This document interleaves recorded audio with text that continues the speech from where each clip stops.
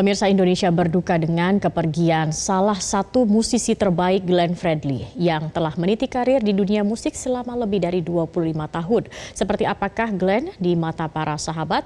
Kami sudah tersambung melalui Skype dengan salah satu sahabat almarhum Glenn Fredly, Yofi Widianto. Selamat sore, Mas Yofi.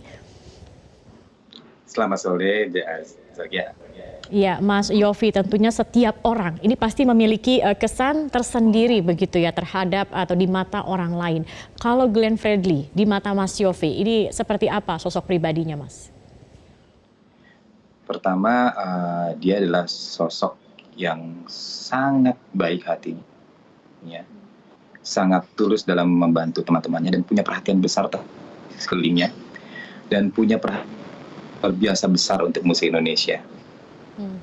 Perkembangan musiknya dan musisinya. Jadi dia banyak sekali mungkin sebagian sudah tercapai dan masih terus dia upayakan sampai hari-hari akhirnya.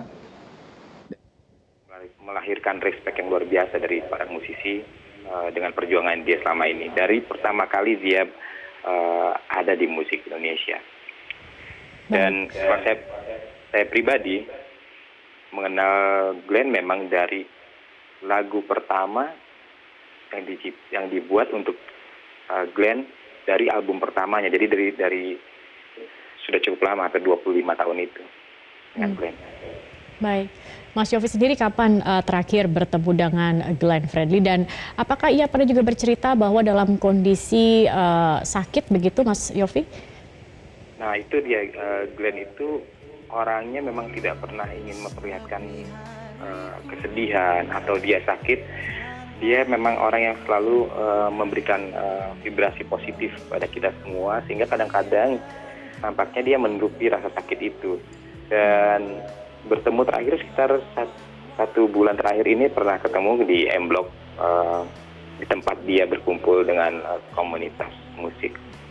Nah itu dia malah masih bersemangat menceritakan perjuangan dan cita-citanya dengan film Adu Rayu dari singlenya kita yang terakhir ini. Kebetulan memang mendapat sambutan yang luar biasa dan Glenn punya cita-cita untuk membuat film Adu Rayu itu dan sampai ini kita masih perjuangkan dan memang ternyata Glenn harus pergi dulu. Baik, Mas Yofi tentunya sudah sering bergaul bersama Glenn Fredly, bekerja bersama begitu. Apa mungkin pengalaman yang paling berkesan untuk Mas Yofi dalam pekerjaan ataupun sebagai sahabat? Yang pertama kali pertemuan kami ini sangat unik sekali. Jadi awalnya saya main di sebuah pensi SMA dan di bawah keyboard saya ini ada anak yang loncat-loncat terus dan bersemangat sekali.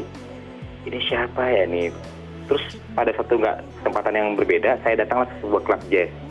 Nah di sana ada anak yang luar biasa nyanyi bagus banget. Ternyata itu emang anak yang bertemu dengan saya ketika saya lagi show band. Nah di situ terjadilah hubungan makin dekat. Akhirnya kita saling support. Dan Glenn adalah orang yang tidak pernah mengatakan tidak pada saya. Jadi saya bingung sekali sampai ketika mau konser, kadang-kadang dia capek. Akhirnya saya bisa baca situasi ketika dia, Glenn gak usah Glenn, kita lain kali aja. Karena semangat dan memang dia memang baik sama semua orang, itu yang membuat dia kadang-kadang mungkin agak kecapean sebenarnya. Dan yang paling senang dari Glenn sosoknya adalah dia bersemangat sekali kalau bercerita tentang bagaimana melindungi atau memperbaiki nasib para seniman di Indonesia. Itu terus dia perjuangkan dengan semangat membara dan gak pernah ada matinya sampai kadang-kadang ayo Glenn kamu harus istirahat, ayo kembali. Nah itu kalau bicara soal perjuangan musik Indonesia, dia memang orang yang salah satu yang di atas rata-rata untuk perjuangannya itu.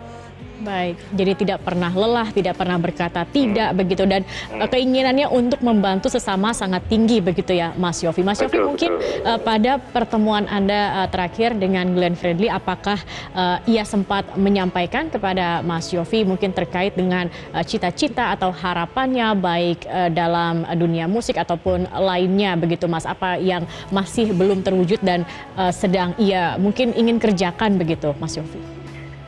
Yang jelas sih berulang-ulang, Mas, pokoknya sama tulus kita harus jadikan ya film Adu Rayu ini, karena ini jadi sebuah perjalanan ekonomi kreatif yang baik buat kita lah. Moga-moga bisa memberikan inspirasi buat teman-teman yang lain atau adik-adik yang lain. Dan itu memang karena kesibukannya Tulus, kesibukan saya dan Glenn nggak bertemu, tapi komunikasi itu cukup tinggi. Hanya memang di bagian situ kita belum berhasil mewujudkannya. Jadi setelah ini teman-teman dari manajemennya baik Glenn, Tulus, dan kami, kayaknya semoga satu saat kami bisa mewujudkan apa yang menjadi mimpinya Glenn.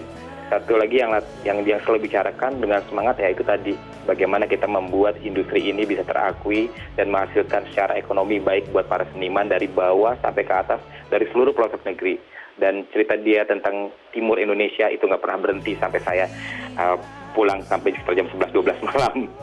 Baik. Itulah semangatnya Glenn dan luar biasa sekali. Baik, kita harapkan semangat dari almarhum juga dapat menularkan yang lain dan tidak padam dan dapat diteruskan begitu. Baik, terima kasih Mas Yofi Widianto sudah berbagi bersama kami di Metro hari ini.